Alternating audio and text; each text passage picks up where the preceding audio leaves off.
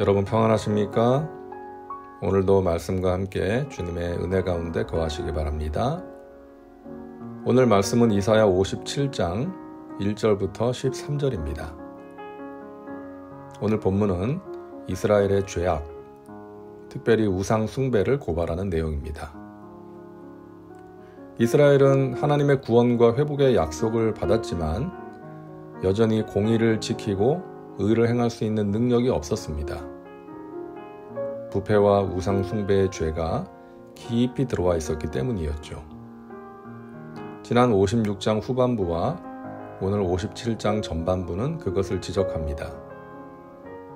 첫째는 부패한 지도자들, 둘째는 부패한 백성들의 모습입니다. 먼저 부패한 지도자들의 모습입니다. 56장 10절과 11절에서 그것을 말씀하셨는데요.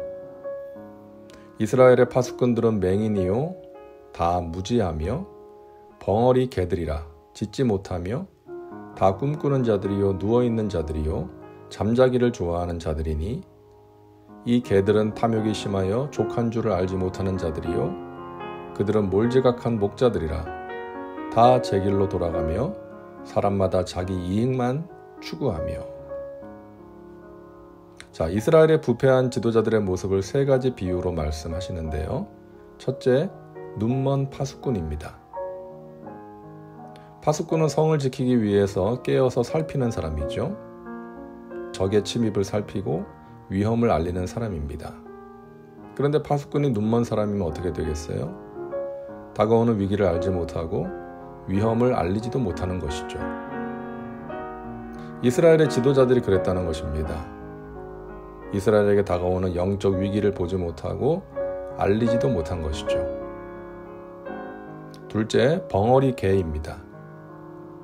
개는 도둑을 보면 짖어야 되는데 벙어리 개는 짖지 않고 잠만 자고 있는 것입니다.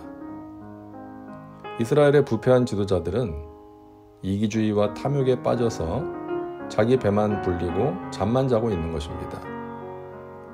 세상 풍조에 빠져서 분별력을 잃어버리고 욕망의 노예가 되고 살아가는 지도자들입니다.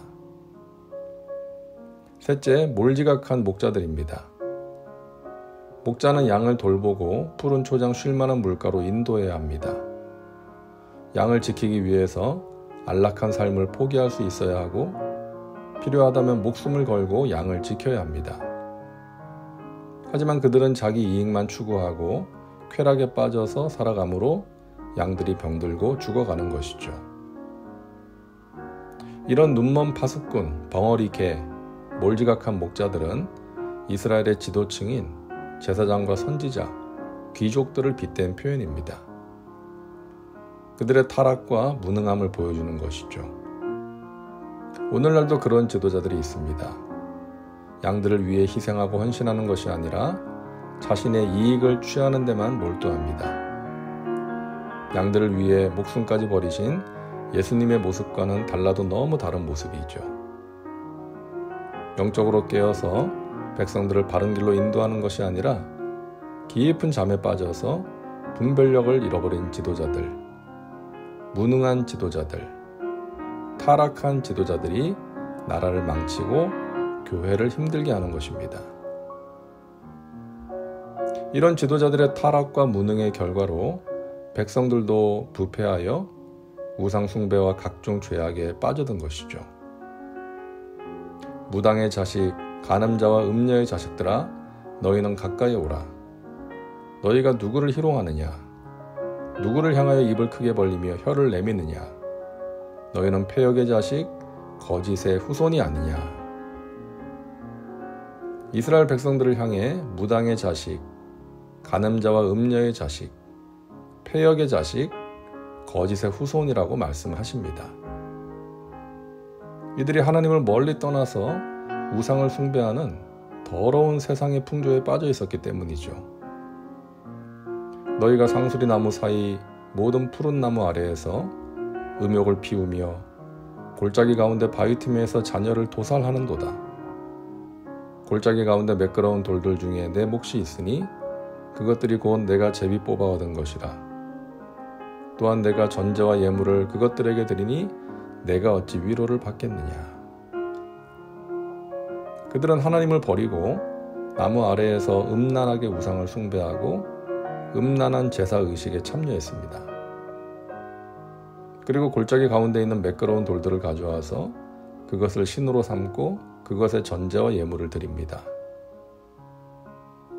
내가 높고 높은 산 위에 내 침상을 베풀었고 내가 또 거기에 올라가서 제사를 드렸으며 내가 또 내 기념표를 문과 문설주 뒤에 두었으며 내가 나를 떠나 벗고 올라가서 내 침상을 넓히고 그들과 언약하며 또 내가 그들의 침상을 사랑하여 그 벌거벗은 것을 보았으며 그들은 낮은 골짜기뿐만이 아니라 높은 산 위에도 침상을 만들어 음란하게 우상을 섬깁니다.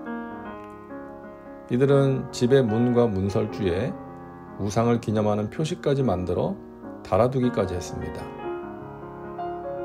원래 이스라엘 백성들은 애굽을 탈출할 때 문의 좌우 설주와 임방에 어린 양의 피를 바름으로써 죽음으로부터 구원을 받았고 또 신명기 말씀을 보면 집의 문설주에 말씀을 기록한 쪽지를 매달아 두었습니다.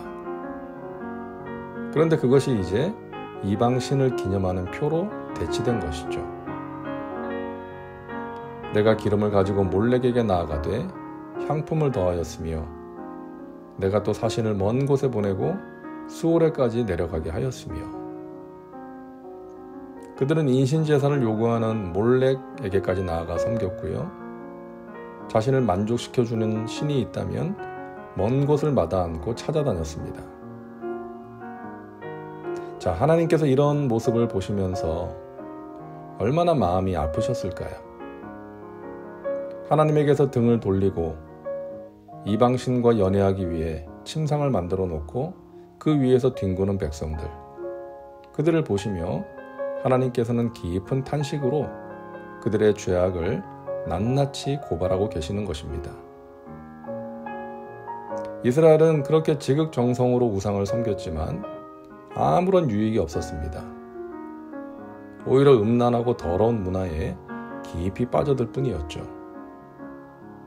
그들에게 필요한 것은 우상이 아니라 하나님의 은혜였습니다. 자신의 죄를 깨닫고 돌이켜 하나님께로 돌아오는 것이었습니다. 그리고 하나님을 사랑함으로 섬기는 것이었죠. 많은 사람들이 이 세상의 무익한 것들에 시간과 물질, 정성을 쏟으면서 살아갑니다. 짧은 나그네 인생, 여러분은 누구를 섬기며 살아가고 있습니까? 오직 주님을 사랑함으로 주님을 위해서 행한 것만이 영원히 남는다는 것을 기억하시기 바랍니다. 기도합니다. 사랑과 은혜가 풍성하신 하나님, 오늘도 말씀과 함께 살게 하시니 감사합니다.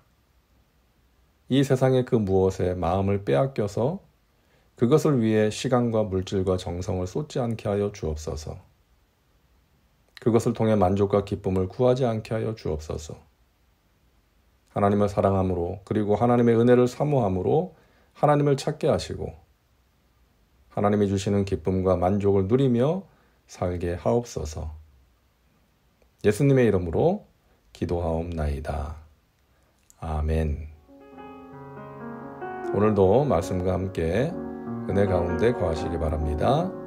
여러분 사랑하고 축복합니다.